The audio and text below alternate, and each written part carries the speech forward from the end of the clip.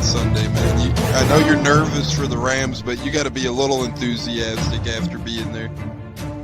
Bro, that game atmosphere was ridiculous. The energy, the electricity. That place was rocking. Anyone was there, and a lot of the Super Bucs fans were there too. The Bucs. Tampa Tones. We are joined by lead goon tonight, host of the Pat and Aaron show of WDAE, Pat Donovan. And it sounds like Stunna is bumbling a little bit. Going to put him on mute for a second until that gets a little cleared. But we're joined by Pat It looks like Donovan. Stunna's hanging out with Cheech and Chong in a car with the windows up or something over there. It does look like we got a little... No, my camera's broke. Howdy ho, howdy hey, how the hell is everybody? J-Lo alongside Tampa Tones here, as we got a lot of offensive coordinator news to talk about for the opening for your Tampa Bay Buccaneers. We got Pro Bowl discussion, Super Bowl discussion, a lot of football talk on our platter today, as we still have one head coach opening as well in the world of football, breadwinners, final words, and so much more here on the next hour or so, or plus here on the Buccaneers. It is about 6 p.m. Eastern. We appreciate everybody joining us on a Thursday as we're ready to roll and talk offensive coordinator search for your Bucs. And we do have some developments on that search that we'll get into momentarily. But first, let me bring in my great partner, my great friend of mine, going to be seeing this gentleman the next couple of weekends now, the great J-Lo in the house. J-Lo, how the hell we doing, brother? Always an honor to have you. No, absolutely, man. Thank you for having me on, man. Ready to kick off another fun show, man. Lots of action going on this past week, pretty much as far as offensive coordinator search. Saints still have a coach, which, don't really care. But for the most part, man. I care because it's our division, right? Say again?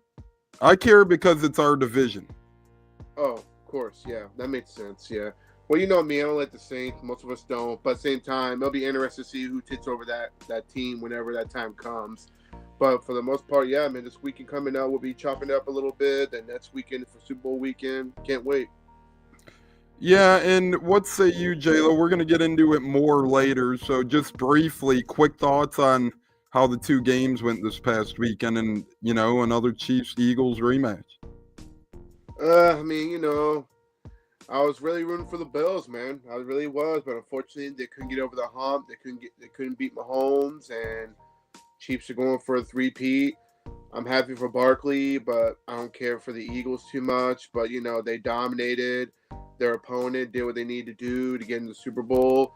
I expect a better game than 2 years ago. I think we're going to see an even better one in the matchup, for the most part. And we're in for a real treat, I guess, for Super Bowl. Yeah, it should be a fun one. Once again, we'll do our Super Bowl special live from around this neck of the woods here. You'll be in Chicago joining us, so that will be a lot of fun. We're not going to waste any more time here, J-Lo. Last time we talked, the Buccaneers had 3 candidates in contention for offensive coordinator. We are up to 6 candidates now for the Bucs offensive coordinator gig.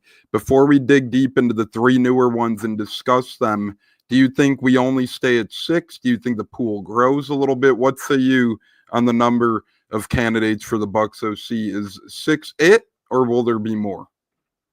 It wouldn't surprise me, kind of like last year when Liam Cohen came up last minute, as the last candidate, I believe.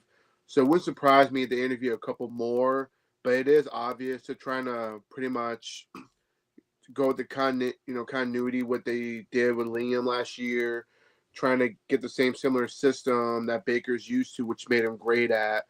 But I say there'll probably be a couple more for sure, just to, it might be a name that comes out of nowhere, which we never see coming. But I'm liking the group that we got so far. I can't complain.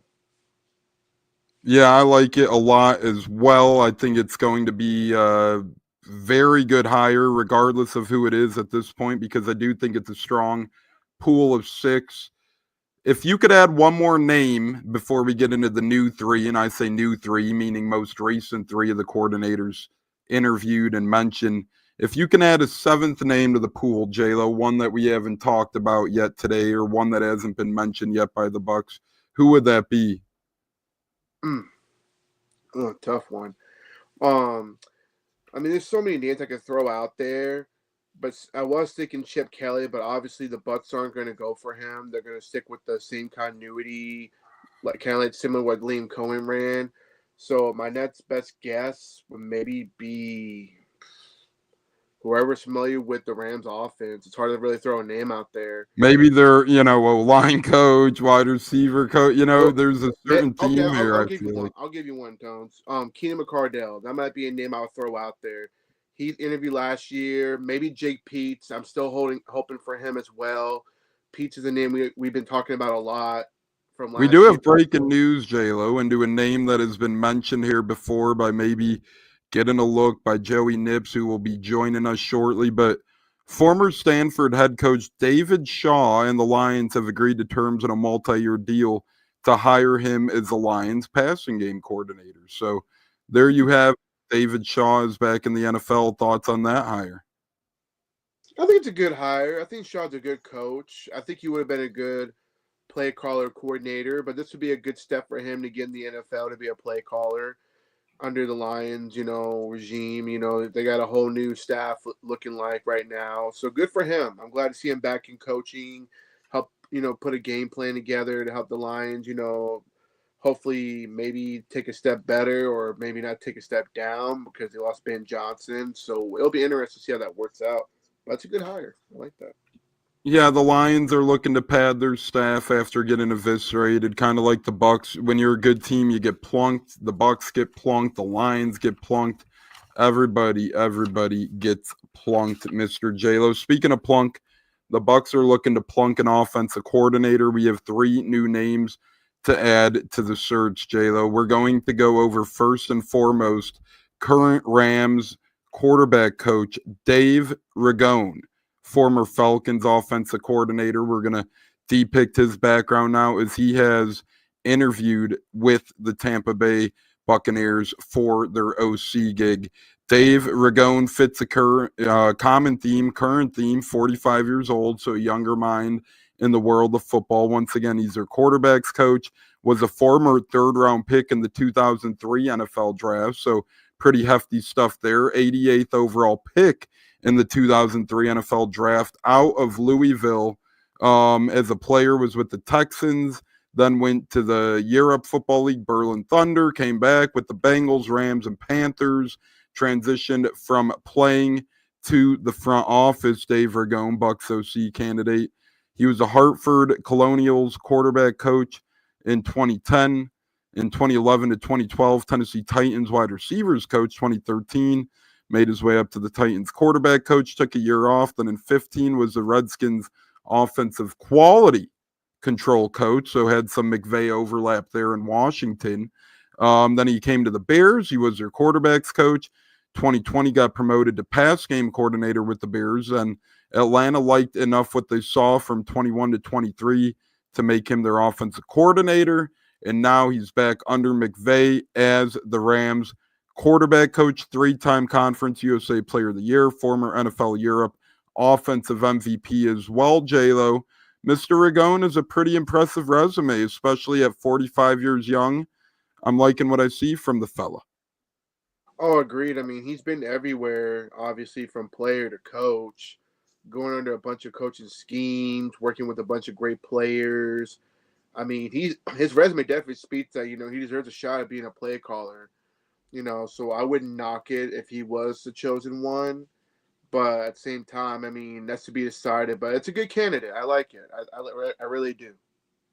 Yeah, and again, another Rams mind, another guy from the McVay tree. So as we've mentioned 4 on the show so far, that's 3 confirmed McVay tree type guys out of the 4 confirmed. Now on to the 5th after Mr. Ragone, and I do like Dave Ragone's background. Again, not my top choice. I'd put him at about 3 to 4 on the list, probably somewhere in that range. And now we're going to get into 2 more known candidates for this Bucs job, which J-Lo, there are a lot of OC jobs open. You got Texans, you got Jaguars, you got Tampa. You're going to have the Saints. You have the Cowboys. You have a lot of shoes to fill right now, a lot of openings to be had. So interesting time out there. Obviously, Bucs are denying coaching interviews with Liam Cohen and the Jaguars if they're not going to be promotions. And you could really only promote one guy, and that's the offensive coordinator from the Bucs staff. Everybody else will be a lock put. So if Cohen wanted to steal one J-Lo, he could, but it seems like he's at a stalemate with the rest of them. Thoughts on that current situation before we get to the other two candidates for the Bucs OC gig? That's a pretty much, a little knuckle punch right back to what he, for him going to the Jaguars. We're not doing you any favors, buddy. You left. You want to be the bit man in charge. Now it's your chance to go out there and improve and go out there, go find another, offensive coordinator, because obviously you're calling the plays. You're not going to bring in another person and put them on the bench unless it's some young buck that wants to come up. But, Joe No pun intended there. Seriously, I mean, Joe Carberry, I was a little fearful, but the only way he'll be able to Kevin Carberry, you mean? Kevin Carberry, so thank you. I stand corrected. Kevin Carberry. If he really wanted him that bad, he would have to promote an offensive coordinator, and I don't think he's going to do that for the most part for the interview. I believe that's the only way he could really pull an interview off is if he wanted to offer him an offensive coordinator position, which he don't want to do. He want an offensive line, and like I said, the Bucs made it known, no, hell no. I think you were mixing our old offensive line coach, Joe Gilbert, with Kevin Carberry. Hey, that's all good. Now he's on the Panthers. You saw last year what happened when Dave Canales left. He brought some coaches with him, some players with him. There was no ill will on Bucs fans' part, on the front office part, because he left with class. And I'll leave that at that. The next candidate, J-Lo, another McVay minion, another Brady Bunch McVay tree, Nick Caley. He's a little younger than Dave Ragone. He's 42 opposed to 45.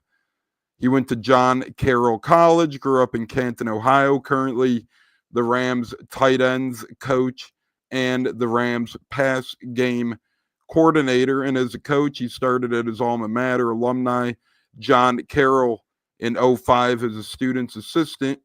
Then he went to Akron as the great Olive is joining us. Hey, Olive. We love our lady listeners. Thanks for tuning into the program. After John Carroll in 05, he went to Akron in the MAC in 06 and 07, was a grad assistant there. Moved up to SEC World, went to Auburn in 08 as an admin assistant. Then Iowa State from 2009 to 2011 as a grad assistant. Then he was at Eastern Illinois with Joey, 2012 secondary coach over there. Arkansas, 2013 grad assistant. FAU, Florida Atlantic secondary coach in 2014. So interesting to see him be a defensive coach, J-Lo, a secondary coach at Florida Atlantic. Then the New England Patriots hired him in 2015 as an offensive assistant. 2017 got promoted to Patriots tight ends coach. 2020 got promoted to not only tight ends coach, but Patriots fullbacks coach as well. 2023 joins the McVay tree as a tight ends coach. 2024 gets promoted to Rams tight ends coach and pass game coordinator. Two-time Super Bowl champ with the Patriots. This guy is a guy to keep an eye on for maybe not here, but he's going to get an OC gig somewhere, in my opinion, J-Lo. It's a matter of where, not if, in my opinion. Thoughts on Mr. Nick Caley and the candidacy he brings to the forefront for the Buccaneers offensive coordinator gig? I mean, so far, he's pretty much everybody's top choice from, Butt Nation, from what I noticed. I like him a lot. I think he would make a lot of sense to bring in, but we have competition. I think the Texans are loving him. I think the Jets have some love for him. I think the Jets are going to go elsewhere. So it's down between us and the Texans, I feel, if the Bucs really want him, which I think they do. The guy's got experience, not only just coaching, but winning championships, which is huge in my book because he knows what it takes to get there with the right, coaching system he was in. So to me, he's my number one choice. I think he's the guy I want to take over, runs a very similar system to Liam Cohen, so that way we don't have a total drop-off on the offense. And J-Lo, you mentioned something interesting with the Jets because there has been smoke there, but now since they hired Aaron Glenn, I feel like he might bring in his own Tanner Engstrand former Lions pass game coordinator, as his offensive coordinator. So that could be a name to keep an eye on, in my opinion, in New York. Tanner Engstrand, who the Bucs showed some interest in a season ago for their offensive coordinator opening as well. Joey, welcome to the show. How the hell are you? Ready to rumble? You are, my friend. I know you're cheesing over there. Geez, probably got no socks on right now. Probably all bricked up. But we are talking Bucs offensive coordinator search. We talked about 2 new candidates so far. 45-year-old Rams quarterback coach Dave Ragone, 42-year-old Rams tight end coach and pass game coordinator Nick Caley. That joins a group of Nate Scheelhaus, Josh Grizzard. We're going to talk about him, a couple other cats as well, Marcus Brady, and the likes of that. And Grant Udinsky, Vikings QB coach as well. So far, Joey, out of the no-wins, we'll get to Grizzard here shortly. Where do you think the Bucs go for their OC gig out of the pool of 6 that we know of thus far? I hate answering a question with a question. And did you see your boy David Shaw went to the Lions? I did. At least he ended up somewhere, that poor SOB. Gee. But, good to see you, J-Lo. Good to see you, Tons. But let me ask the experts a question here, because now I just care about the Bucs. I don't care about going before that. But Baker's had 2 coordinators here now. He's used to it. What do you guys think means the most, and like who does that narrow down to? Because I want a guy. Easy way to explain this. I want the OC to be someone who is flexible with Baker and really wants to still run the ball, but at the same time will take his chances, like Bruce Arians style back in the day when he was with the Colts. They would run it a decent amount, but when they pass, that would be that play action pass right over the top, making those big plays. I think with Baker Mayfield, the problem sometimes is he runs it himself into interceptions, but I think I want a younger guy who could relate to him, just like the first 2, and somebody who likes to not afraid to go deep with the ball, but also run it. Abraham likes Nathan Scheelhaus, he says, so that's not a bad choice. You know what is funny, though, I will say before we get J-Lo's thoughts on Joey's question. It's funny, just all these Ram guys. We interviewed the pass game coordinator, the pass game specialist, the quarterback's coach. It's like all the coaching, the modern day coaching staffs are pretty funny because it's pretty much a bunch of different labels on the same hat, right? These guys are all essentially just working together. Yeah, they have different titles, but they're essentially doing the same thing. Now, I did find it interesting, before we get to J-Lo here, Liam Cohen, I did think he did a nice job offensively here, J-Lo, in terms of, I liked the other day what I heard, how, hey, Thad Lewis kind of had the goal line game plan. Grizzard kind of was a third down guy, other guys for other situations. So that was fascinating to me. But J-Lo, thoughts on what Joey says as one of the experts here on the Bucs? I mean, he makes valid points. I mean, you can't go wrong with Grizzard. He was our third down specialist, and we were number 1 on third down, which is huge. He would be somebody they could just promote and not to pay a lot of money to. And he's familiar with Baker Mayfield already, spending a year under his belt. And we're going to get to him shortly, but yeah. But he would be somebody you can probably strongly consider, and not many fans would be mad at that because it's continuity. It's about, keeping Baker Mayfield happy. And he has his hand in the pot. He has his... Well, I'll get to him since you're already spilling the beans on him, but we're going to get to Josh Grizzard. He likes him. He's getting excited. It's like J-Lo, it's like, really follow the script, bud. Be like the NFL and follow the damn script, will you? But Josh Grizzard, 34 years old, our only known in-house candidate thus far. But I found it interesting because when the Bucs made his interview official, fellas, it said on Twitter, very interesting wording, cryptic wording, in my opinion. It said the Bucs have interviewed their first in-house candidate in Josh Grizzard, not just Bucs interview in-house candidate Josh Grizzard, not Bucs interview candidate Josh Grizzard, but they said the word first, which was interesting to me because that makes it seem like there's probably going to be a second, maybe a third at some point down the road. But nonetheless, Josh Grizzard, seemingly J-Lo's favorite as he's splurging himself over there over him. 34 years young, so the second youngest mine we're interviewing out. Well, second, because the only one ahead of him is Udinsky in Minnesota age-wise. College, he went to Yale, so a very smart cat going to Yale. That's some Ivy League stuff there. Very impressive. As coach, he was 2012 student assistant at Yale, then moved on to Duke from 13 to 16 as a grad assistant and quality control coach. Then in 2017 to 2018, Miami Dolphins offensive quality control coach. 2019, Dolphins quality control coach. 2020 to 21, their wide receivers coach. 22 to 23, offensive quality control coach. And then in 24, passing game coordinator with the Bucs. So when you got a guy like Josh Grizzard, J-Lo, not only are the Bucs maybe interested in him in reality because of a thing like his resume and background, but also, you know, a guy like Liam Cohen is going to be looking to poach Josh Grizzard, give him a promotion, and make him their offensive coordinator. So, J-Lo, you're kind of fighting a double-edged sword here. Hey, not only do you maybe want to promote him, but other teams really have interest in him as well. No, they do. And it wouldn't surprise me if they attempt to poach him away from us. But if you get a guy like Haley, I'm not too stressed out about it. But well, you were talking all these things about Grizzard, so now stick on Grizzard like you were doing. Grizzard. I'll take the other one because I got a good comment. Yeah, okay, it's like, come on now, all over the damn. Well, long story short, Grizzard could be poached. I think he's going to get his shot being a play caller. He has experience. And like I said, that third down conversion, first in the league, I've never seen from our offense. So that's very huge. Especially remember with Dave Canales, loved the guy, but it was like, man, we couldn't convert a third or fourth down for our life to depend on it. Mm-hmm. No, we couldn't. But this man was managed to make it happen to help get, the hurry-up offense going and everything. I mean, he'll be a good candidate. I wouldn't mind him at all. I wouldn't mind him at all if he got it. If not, he might get poached. We'll see. But he's a good candidate, a very underrated one.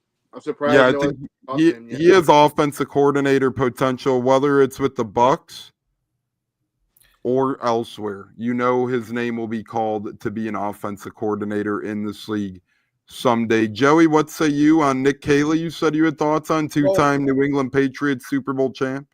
Actually, well, I kind of wanted to agree with Abraham and Chris actually on Shieldhouse. And going to the inside guy really quick, I know the Colts inside and out. There's been a couple of times where we've tried to keep it in-house or move things along, not for the reason of you guys losing it to a coach, more so, hey, in season Pep Hamilton, I think in 15, we had Marcus Brady as ROC. We let them go and stayed in-house. And it's not always, maybe it's the safest move the Bucs can make, but I'm not sure how much it is always the best, because look at what happened when you did go from Canales to Cohen.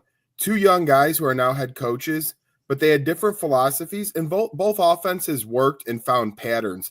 I don't know what this guy in-house exactly will follow of Cohen's or what he'll do different. I know you guys mentioned Cohen had things. Real quick, though, both do have concepts from McVay's tree, I will say, Canales and Cohen. They do have different management and plans, but both do come from the same. Well, that's why exactly why I like Shieldhouse the most. A little bias from me because Tones, we talked about last week. We know him from U of I.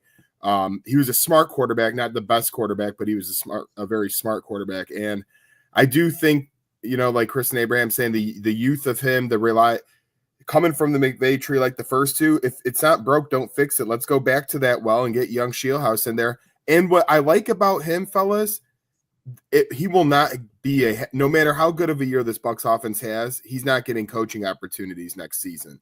He's different.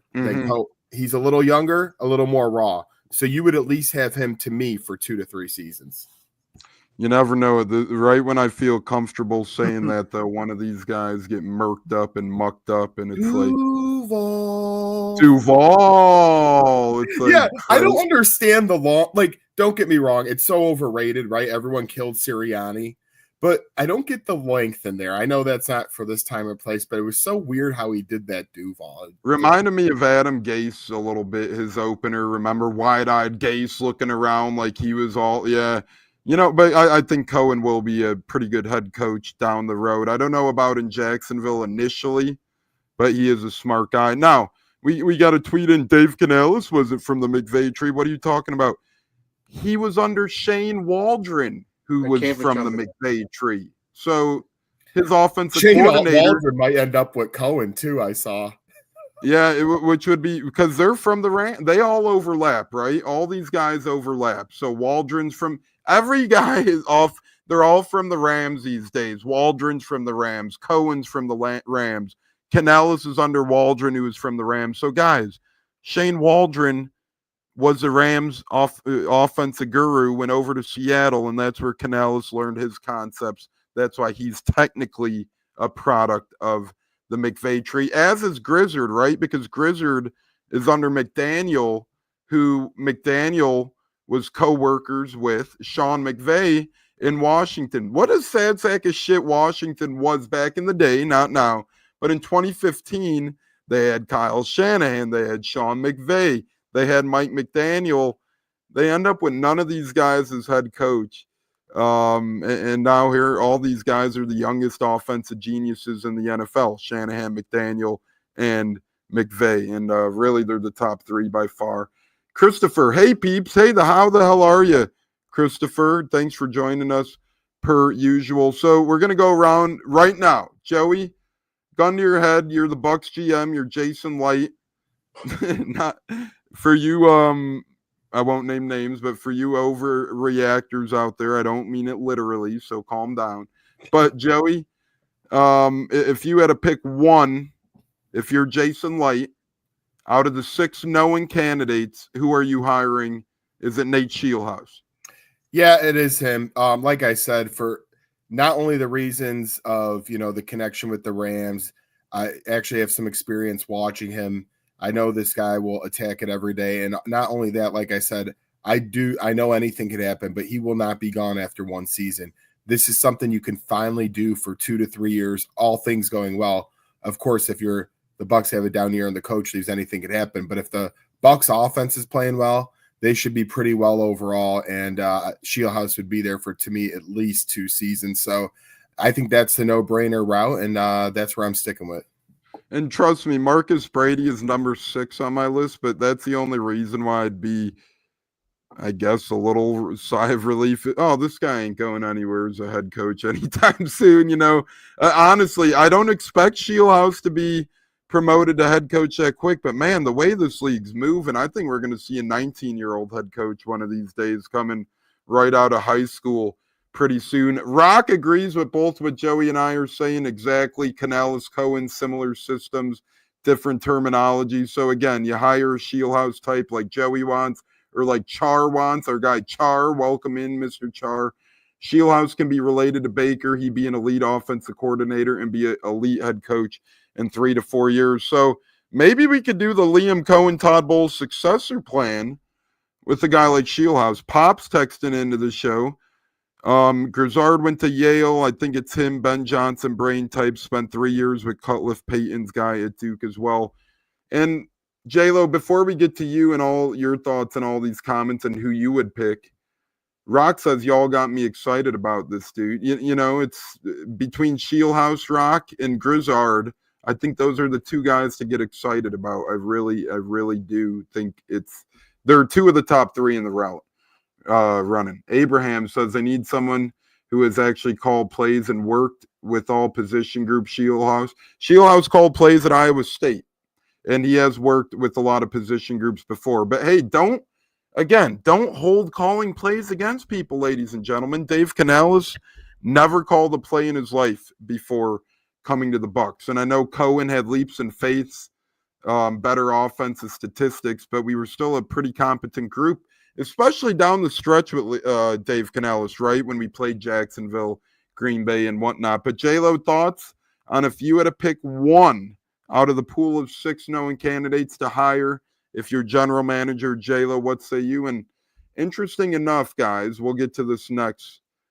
Pewter Report's thoughts on our offensive coordinator search. But J-Lo, if you had to hire one, it would be blank. I'll say Nick Caley. I like Nick Caley. I think, he's definitely one that could get poached next year for sure. The fact that he's got championship experience, he knows what it takes to win a Super Bowl. He's worked under great minds of Josh McDaniels. Yeah, he was a shithead head coach, but for the most part, he was a good offensive coordinator for the Patriots. There's a reason why he's an OC again this year now, right? Exactly.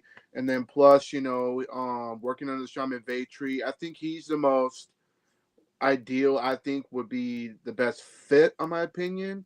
If you want to go outside, inside obviously Grizzard, but I mean you can't go wrong with any of them. But I just like Nick Caley. I think he would bring wonders to this offense. I think he'd be able to, kind of symbolize what Cohen ran a little bit. And I think, if I'm not mistaken, my Baker wasn't there when he was there. He got hired after Baker left. But anyway, I feel he would be somebody that would do a great job. But no, not to Grizzard or Shieldhouse. I mean, you can't go wrong with any of those ones we were talking about. But to me, I like Caley. He's my one guy I would go higher over all of them first. Yeah, I like Caley as well. He has a lot of experience, couple Super Bowls, worked closely with McVay, so you always like to see that. Yeah, you can make a case for. I think those are the top three: Caley, Agreed, Shieldhouse, or Grizzard. But even Ragone wouldn't be a terrible one in my opinion too. I like his resume a lot. Udinski's a little young in my mind, 28, 29 years old. I think he has a couple more years to learn.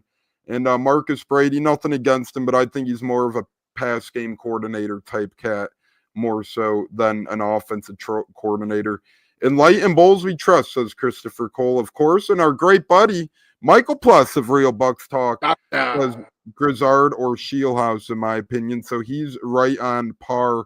The reason why I love Shieldhouse is he worked directly under McVay. The real reason why I love Grizzard is because at least he's a little bit of continuity. So I think those two are my top two choices as well. And interesting enough, guys, Scott Reynolds of Pewter Report joined Tom Krasnicki on the Drive with T-Crass earlier in WDAE.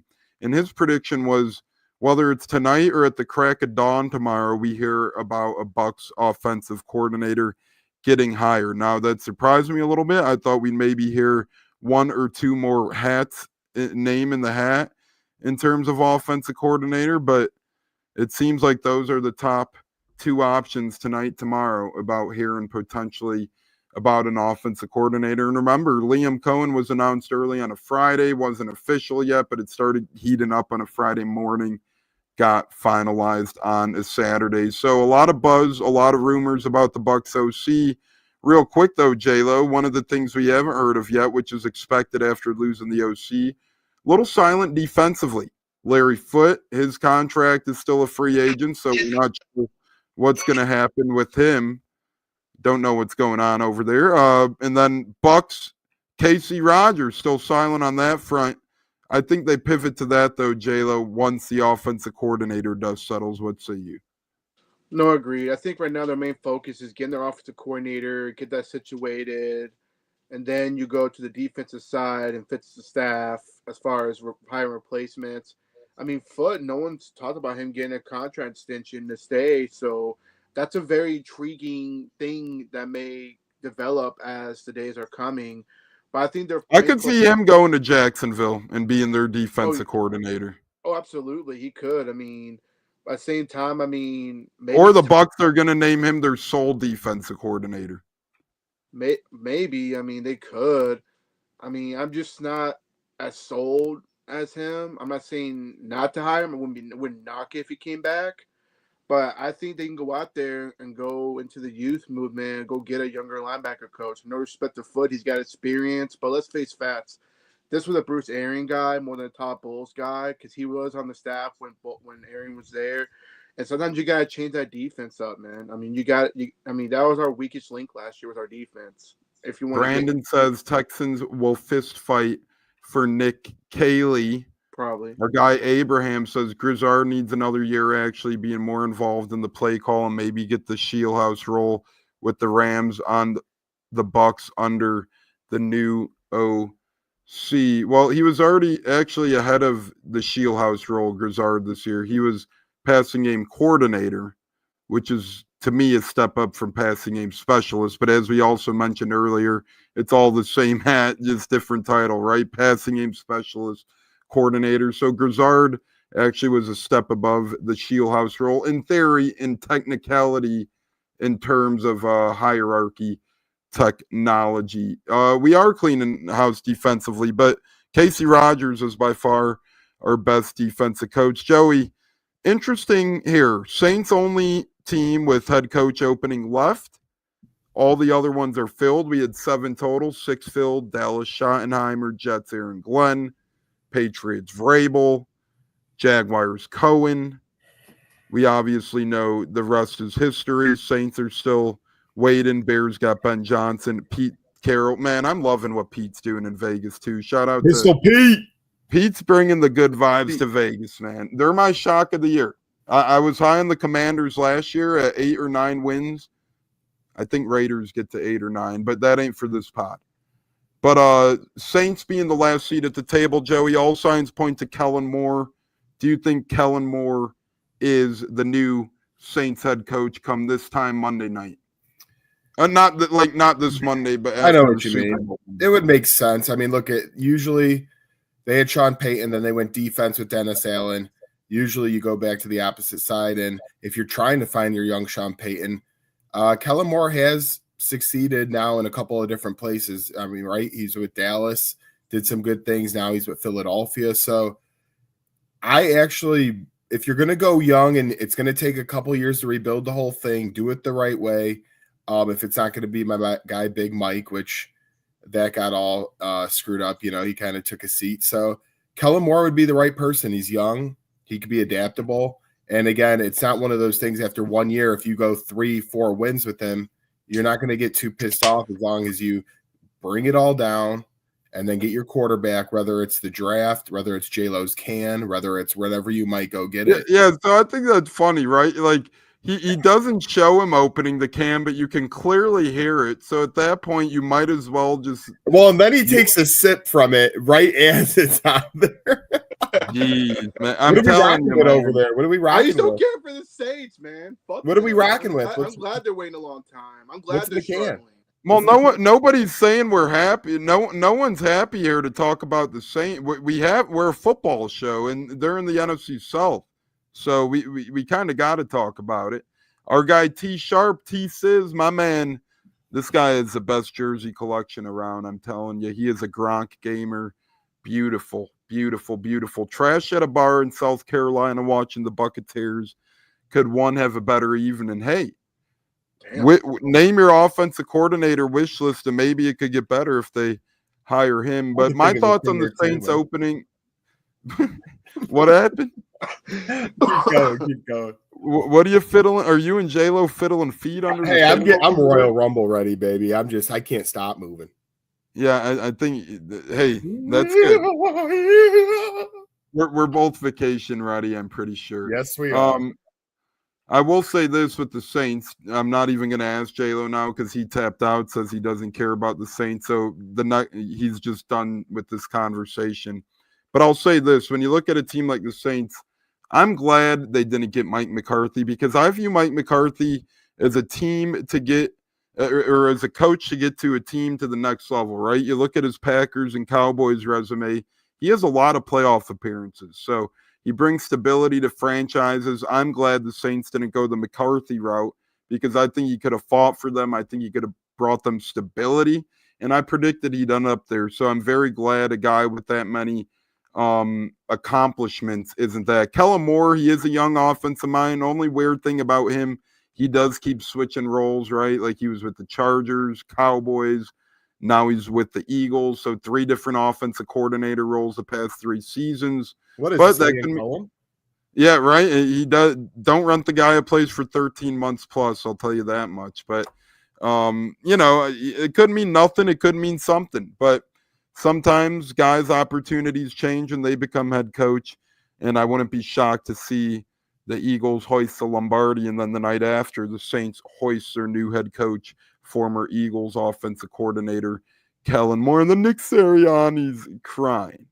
Got a little bit of a fun question now, fellas. Here on the Buccaneers podcast is we're with Joey Nips, J-Lo on Saturday Showdown on a Thursday. Yep, on a Thursday. It's our weekend of football kickoff show. Still got Pro Bowl, breadwinner, Super Bowl chatter coming here. But real quick, Joey, if you had to put $100 on it right now, who is more likely to be coaching in the National Football League as a head coach in the year of 2026? Bill Belichick or Mike McCarthy? Oh, Mike McCarthy. I think Belichick's, he'll not want to leave there after 1 year. He'll want to succeed and do something to me. And McCarthy will be looking at the chops to get his final big run after he eats the pork chops. So, yeah, I'm going McCarthy without a doubt. Big stamp, McCarthy. Even when you get Jerry Jones call, hey, Bill, how you doing down there, Bill, in Carolina? This is Jerry Jones. I'll give you $20 million. I'll give you a ranch on the farm, and hell, I'll give you anything you want, man. Come coach, please. I'm begging you, Bill. Coach the Cowboys. I think he'll be the head coach there next. So, Bill Part, that's being Jerry Jones. Yeah. Ladies and gentlemen, I'm not only the owner, I'm now the head coach, I'm the quarterback, and I'm the defensive coordinator for the Dallas Cowboys. Exactly. Jones.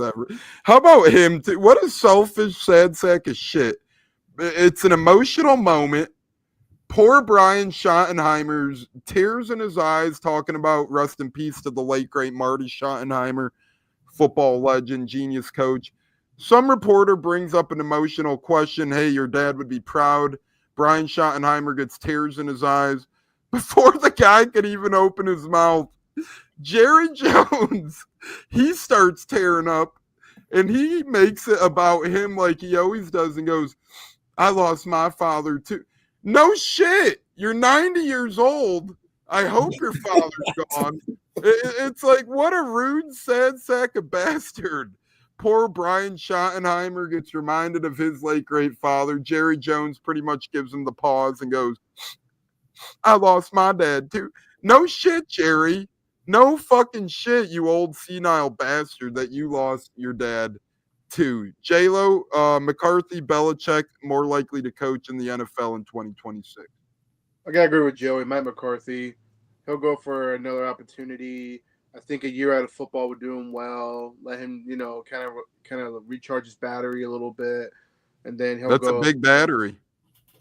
A huge battery. I mean, when you're in Dallas, the way you got treated, the way you did, I mean, it was obvious that Dallas wanted him back because they blocked his interview, and then he pretty much told Jerry, deuces, I'm out, and recharge his battery. And now Dallas is probably gonna have one of the worst seasons coming up. With Schottenheimer, no disrespect to him.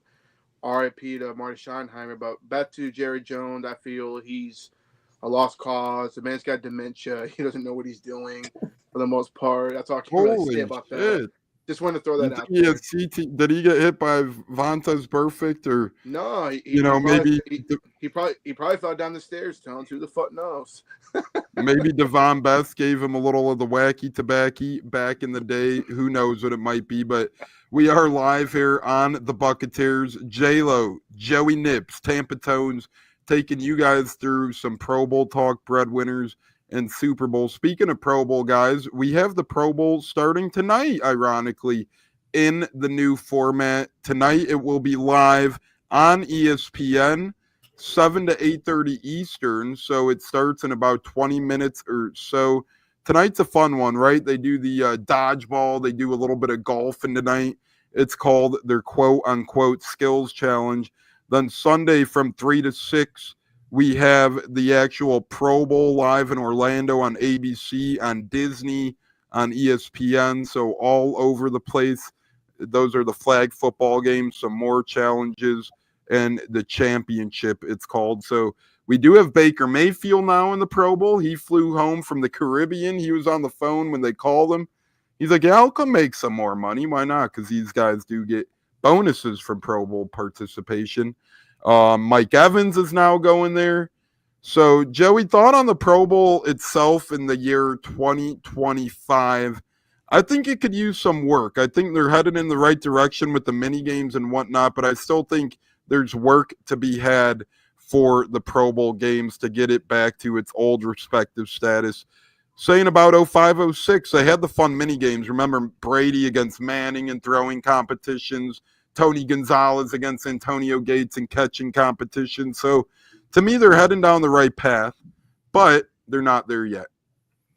Yeah, and honestly, who knows if they'll ever get back. I mean, look at the NBA, look at the MLB. If there's no really meaning in the game, it doesn't get glorified that much. Now, you could even put some more money in people's pockets. That always helps a little bit, but that's always been done. by people getting paid for who wins and loses and all that. But I do like the mini games aspect, like you said. It brings out a lot more in it. Now they need to advertise it a little better because I don't think even a ton of people probably know it's on tonight. But I do like mini games. I mean, from they throw the ball, they jump over things into mats, they make a lot of cool plays. The offensive linemen have drills, so they have something for everybody. And I do like the mini games aspect. But in terms of the game itself, you're never going to get back to what we saw. It's just reality. Yeah, and I will say, although, like you said, none of them are as meaningful as they used to be, I'll give MLB credit for still seemingly bringing the heat the most out. Like, you remember last year, you had Paul Skeens throwing cheese out there. I wish they would have still kept that for home field advantage in the World Series because that actually had it the best. Same, and you had the simpleton saying, "Oh, that's not fair to determine." It made it more fun. You guys are so boring out there. And if your team stinks at the All-Star break, you get to see your players play and they actually want to win. I mean, why not? Yeah, and maybe that'll motivate a player. Hey, I could get my thing home field advantage, and maybe I'll get traded to a team that'll now get home field advantage for the playoffs. J-Lo, thoughts on Pro Bowl 2025? To me as well, nothing against Orlando. Great place, beautiful place. I'll be there tomorrow, one of the cool places. But Pro Bowl, used to being in Hawaii, kind of made it feel more special, right? More of an honor. Hey, we're going to Hawaii to celebrate the Pro Bowl. Again, nothing against Orlando, but teams, players pretty much travel there all the time, being right by Tampa. J-Lo, thoughts on the Pro Bowl in 2025? I mean, it's good to see some of the Buc players there. Vita Vea will be there as well, along with Tristan Wirfs. It'll be good to see those guys all together having fun. But I grew up when they played in Hawaii, which I felt was more meaningful or more fun. I felt the players got rewarded better going to Hawaii, because not many get to go to Hawaii as much. You can go to Florida for most part, but I think Hawaii was something I grew up in. I wish they would bring it back, to give fans over there some love, watch All-Stars play and all that stuff. But it'll be, it is what it is. I mean, I kind of miss the old Pro Bowl format football game, but I know they want to avoid concussions, injuries, and all that stuff. So now they got the games going, which is fun. At least with Baker being there, he makes it fun. I mean, he made it entertaining last year when he did it. I think him and Mike will have some fun throwing the ball together. That's just all I can really say about the Pro Bowl. It's a week of bowls as the Senior Bowl ends. The Pro Bowl's here. Senior Bowl had some great coverage. Go check out our friends at Real Bucs Talk. Plus was in here earlier. Pewter Report both either broke down film or had representatives at the Senior Bowl covering a great ordeal. So a lot of good young prospects shown out there. Mike Greens of the world and so much more. Real quick couple of notes before we move on. Bucs have more competition for OC candidates as it's now announced that the Texans have interviewed Grant Udinski for their offensive coordinator opening. So the Texans are interviewing Vikings quarterback coach Grant Udinski. And a little Colts note, the Patriots are about to hire Colts assistant defensive backs coach Justin Hamilton for a role on their defensive staff over there as well. So Mike Vrabel's staff keeps getting better and better as he looks to turn around the New England Patriots. Speaking of turnaround, this program can't turn around now, and neither could the Super Bowl. Joey, thoughts? Chiefs, Eagles, we get a rematch. I'm not a fan of this matchup. Two teams we've seen often here before, and I just wish we had at least a little fresh blood represented. Yeah, definitely. I mean, wanted Buffalo badly. As a Colts fan, the Manning days, getting over the hump was the best part about it. It's been a long time, though. I mean, this is 4 times now that he's come at this path, and Lamar Jackson has a similar issue. So got to put him aside, and the champion is Mahomes right now, and he's going up against the Eagles, who I rooted for the Eagles back then. I'll root for them now. I don't like the Eagles a lot, but I do love Saquon Barkley, and I do not want the Chiefs to just keep winning every single time. At least get a fresh blood with a winner once in a while. Philly, in our lifetime, we're in our young 30s, getting close to 30, all of us here. So we remember the Eagles from, McNabb and Andy Reid through Mike Vick, through Nick Foles. Great rivals of the Bucs. Yeah, I mean, they've been pretty successful in our lifetime. So I'll root for Barkley to get a ring. I'll say that. Not exactly what I wanted, though, as you mentioned. Wanted Buffalo badly. Penn State or Char Williams, our guy, says Brady Marcus be the worst hire of this cycle. I tend to agree. Richard, hello everyone. Been a while since I caught the Richard, our guy. How the hell you doing, Rich T? Great to have you back, buddy. We've missed you here. And we're just getting started for the off season, buddy. We're still got a little bit of meat on the bone left here too tonight. So stay with the Buccaneers live. Joey Nips, J-Lo, Tampa Tones here for a little bit longer. J-Lo, thoughts on the Super Bowl matchup, running it back, Eagles against the Swifties? I'm counting on Joey's end. I mean, really, I hope there was a tie, just to be honest. I don't like both teams that much, but I don't want to see the Chiefs repeat. I want to see them making history. And the Eagles, as much as I can't stand the fans and some of the players, I will be rooting for Saquon Barkley to get his first ring. I mean, for what the tragedy he went through with New York and everything that happened, it was more of a blessing in disguise because he actually went to a winning football team now. So I'm rooting for the Eagles. I hope Barkley gets his ring, and then the Eagles can just, whatever, enjoy your Super Bowl run.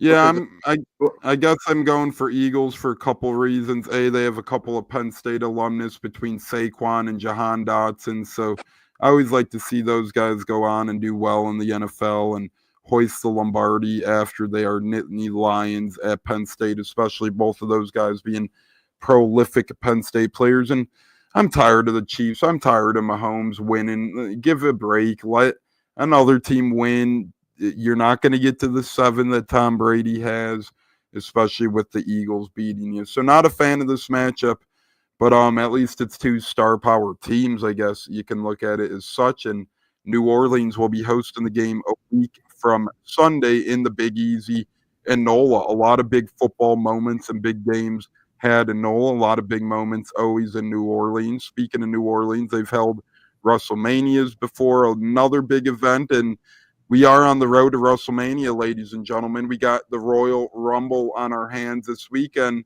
Before we get to breadwinners and our final words of the program, I want to get to our Royal Rumble men and women winner predictions. J-Lo, we'll start with you here. Men, women, Royal Rumble 2025 winners will be blank.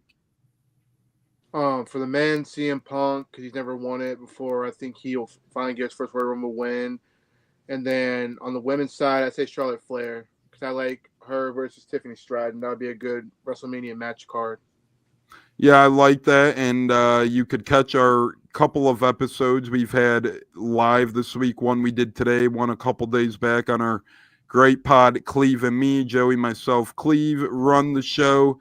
J-Lo hops in as a sidekick from time to time. So we do have a couple of new episodes out on Apple, Spotify, Google, and more. Find us at Cleve, CLEVE, space and space me, Cleve and me. We have a couple of Royal Rumble previews out for wrestling fans. Get in line with the Rumble. Here are our predictions and whatnot as well. Joey, speaking of the Rumble, you're going to it. So first and foremost, vibes going on around Indianapolis right now. I know they're your favorite team with the Colts, so you do a pretty good job following their media. What are the vibes of the Rumble right now, and who are your men and women Royal Rumble winners for 2025?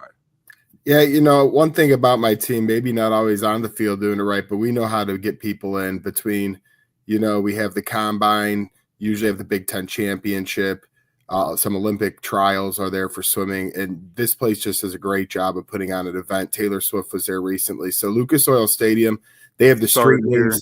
They have the street names named after wrestlers. The airport's even set up with a bunch of good things that I saw you talk about a little bit as well. So Lucas Oil Stadium's going to be rocking. It's going to be 60,000 plus in the arena. I will be one of them. So I'm really amped up on that. Going to hit the Superstore tomorrow. And look, I mean, people over the past few weeks, if you know who these people are that have been to events, Quavo, Macaulay Culkin, the people from Boy Meets World, Matthew McConaughey. I mean, all these, Vanessa Hudgens, famous actor. There's so many famous people that are going. And for my men's winner, I'm going to go with my heart on this one in here. Cody Rhodes has won it the last 2 years. That is my favorite star now. My favorite one growing up was John Cena. This is his last Royal Rumble as he's on his 2025 Goodwill Tour, where he'll have about 34 events that he will be at, which is awesome because that's anything more than since 2017 has ended. So I'm going to go with him. In the women's side, he picked one star that, is in it. I think somebody that's going to surprise show up and take this thing could be Becky Lynch, and she might try to get her reboot against Rhea Ripley in the championship. So, she's husband with Seth Rollins, of course. They go to some events, and they're pretty well known. So I'll go Becky Lynch and John Cena. And I'll go Cena and Charlotte Flair once again. Royal Rumble Saturday live on Peacock from Indianapolis. Joey will be representing Cleve and me over there. Hopefully he doesn't spend too much money and bread on souvenirs, but just in case he does, we'll have his back with our bread winners, our big bets of the week. They could come from anything sports, and I do have a little bit of a program announcement as well. Our next show, unless Gene or someone takes over while I am cruising, is I'm leaving for a cruise tomorrow. Yes, a cruise. I will be gone. But our next show will be a week from Saturday, live, time to be announced for our Super Bowl special. And on that show, we'll get you guys our updated breadwinners record. We are positive money. We are positive record. I just got to add the math. We had a little bit of a rough week last week. We were 1-3, but we'll bounce back this week here in the world of breadwinners. Remember, breadwinner could be from any sport, any given date between now and, well, I guess technically a week from Saturday, as that's how long I will be out of the office for. But Mr. Joey, with your breadwinner, I know you're about to go on vacation starting tonight. Start your little road trip. So before you head on the road and give us your final word, what is your breadwinner, my friend? Yeah, my Uber is literally en route, so I'm going to go with both in one thing here. I'm going to take the Lakers -9.5 tonight is my breadwinner in the NBA, because that's what we're left with right now is a lot of hoops action. So that's what I'll go with there. And my final word is I'm going to just enjoy Indianapolis and everything about it. I think it's going to be a great weekend. I'm meeting up with my boy Tim Crowley, so there's pros and cons there, right? He knows that. But at the end of the day, you guys are like itchy and scratchy, man. You know, one day itchy and scratchy. And bopping. Can't live with him. Can't live without him. Stay on. Wait, stay on quick. J-Lo, breadwinner in 5 seconds or less. Who is yours? Yeah, it's got to be quick. Give me Florida over Tennessee in men's basketball Saturday. Florida travels to Tennessee. That should be a good, tough game. I know Tennessee wants revenge from getting that ass spanking a couple weeks ago. Give me the Lightning over the LA Kings tonight. I know Lightning have been struggling a little bit lately, but that's a far travel for the Kings. Lightning play up against their competition. Sorry to rush you, J-Lo, but wanted You're good. Joey, the typing guy, to get our breadwinners in the chat so I could write them down here on my handy dandy notepad. Mr. J-Lo, anything we have yet to talk about that you want to discuss, or anything for your final word this far, brother, here on the Buccaneers? And remember, those watching, listening, Scott Reynolds said could be tonight, could be in the morning on when we will hear about the Bucs OC. I just love that guy. Shout out to Scott Reynolds from Peter Report. I grew up reading a lot of his articles over the years. I just love the man. The man's incredible talent. Just brings great stuff, on his pod. Shout out to Peter Report. But anyway, for the most part, there was a report by Tom Pelissero that Brian Johnson, the quarterbacks coach for the Commanders, is interviewing for the Houston Texans offensive coordinator job tomorrow. So obviously, Texans aren't going to make a hire by tomorrow. So and they have talked to Tad Lewis as well. Yeah, and they talked to Thad Lewis. Hopefully, we don't lose him. Hopefully, we'll keep him as continuity for Baker Mayfield. But for the most part, I do agree. I think we'll have our offensive coordinator at least by the weekend at best. I think we'll make a decision who we want to go with. And I think it's the three we were talking about. I think it's, between Kaylee, Shieldhouse, or Promote Grizzard. I think those are our top three. I think they're the finalists. And I'll be happy with either one of them. Shieldhouse is young, but he's a great prep guy. I feel like, he would be a great youth, who wouldn't get poached probably in the next couple of years. Grizzard, I think it's, it's his time, if it's time to be a play caller, let's see what he can do.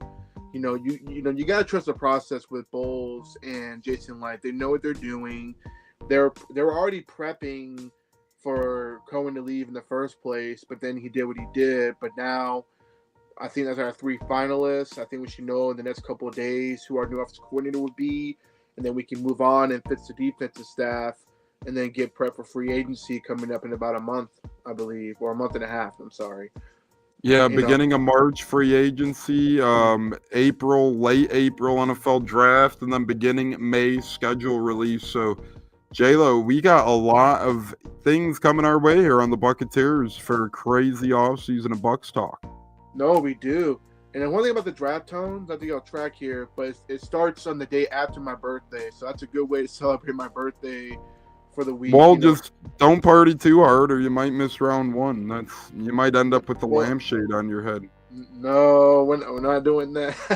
Hold on, pause. I'm not a huge Ragone guy. I think he's 4th or 5th on my list, but Anthony, he was an offensive coordinator on the Falcons, and then obviously they got a new head coach, and with new head coach, he brings in his own guys. So Ragone was an OC for a little bit on Atlanta. Now, it was under Art Smith, so he didn't have all the play calling abilities either. Art Smith was kind of sheltering him, but he was an offensive coordinator. But J-Lo, finish your thoughts, my friend. Birthday.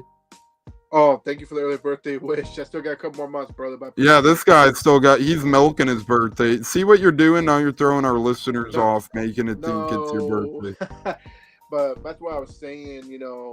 I think once we get our offensive coordinator hired, we'll be ready to move on, and it fits our defensive staff. That's what's important. But we got a lot of great content to talk about. Like you said, free agency, the draft, OTAs. We can even talk about schedule release, contract stitchings. Between Gadecki and all that. That's going to come up. There's like 3 plays we got to extend, which I think we can. But the main focus right now is get our new offensive coordinator, fits our coaching staff on the defense, and mainly the main focus to me, Tones, is you got to focus on the defense side of the ball when it comes to players and the talent. You got to go get a pass rusher, get your corner, get some safety depth, and I think we'll be top great 3 rounds: middle linebacker, cornerback, and edge rusher. And then best free agent should be a veteran edge, and then sign moderate corner and middle linebacker, in my opinion. Boom. No, that hits too. I mean, will we do a mock show too, man? Maybe we should do like a mock show one night. Yep. Maybe we do every year, brother. We do every year, that's for sure. So we'll continue the mock show here for sure. I don't see why the Buccaneers would stop now in year 5 of the program. We'll keep the good times rolling. Speaking of good times rolling, I will be rolling on to Orlando tomorrow night. So that will be a lot of fun. J-Lo, I hope to see you Saturday. And yeah, it's about time to hop off here so I can actually check in for my flight in about 10 minutes from now. Obviously, yesterday we suffered a tragedy with the flight and helicopter crashing in Washington, D.C. So thoughts and prayers before we hop off to all those involved. No survivors at all. But I'll be on a cruise for 5 days, guys, out of the country. So if I'm not on Twitter or if you don't see a YouTube video or something, don't think anything's wrong with me. Well, maybe I'll be a little intoxicated. But other than that, don't think anything's wrong with me. I'll be floating in the middle of the ocean somewhere with a big old drink in my hand and a smile on my face with my fiance, living the good life. So, brother J-Lo, I hope I see you Saturday. Hope you make the trek to Orlando and we could get some dinner or something. We'll see how that goes. But if not, we'll see you Super Bowl. But hopefully Saturday will work as well. As I said, I got to run now and check into a flight. Everybody, thanks again for the travel wishes, Richard. And thanks to Anthony. Thanks to Richard. Thanks to our guy Char. Thanks to Olivia. Thanks to Christopher Cole. Everybody else in the Abraham as well. And everybody else for joining the show tonight. J-Lo, Tones, Joey Nips on a Thirsty Thursday with their Saturday showdown on a Thursday special. Will the Bucs hire an OC any minute now? Let me just check before we log off. You never know. Never hurts to refresh and check. Nope, the Bucs didn't hire an OC, but the Giants hired Grant Morgan from Illinois. So there you have it. Ladies and gentlemen, on to the next. We'll see you guys a week from Saturday, barring something crazy happening. We'll be back beforehand then. But if not, we'll catch you all a week from Saturday. J-Lo, I'll see you this Saturday in Orlando, brother. Until then, fire the damn cannons. Go Bucs. Go Bucs. 3-2-1. Touchdown, Tampa Bay. We'll see you guys on the next show. Our breadwinners, once again, J-Lo is Florida over Tennessee in college basketball, and their upcoming clash. Joey has Lakers spread tonight in the world of NBA, and I have the Bolts money line. The Pro Bowl just started. Go enjoy that, ladies and gentlemen. Pro Bowl is here. Tampa Tones, J-Lo, Joey are out. God bless everybody. Once again, prayers to Washington. We'll see you guys next time on the Buccaneers. Peace. Fire the damn cannons. Go Bucs. Go.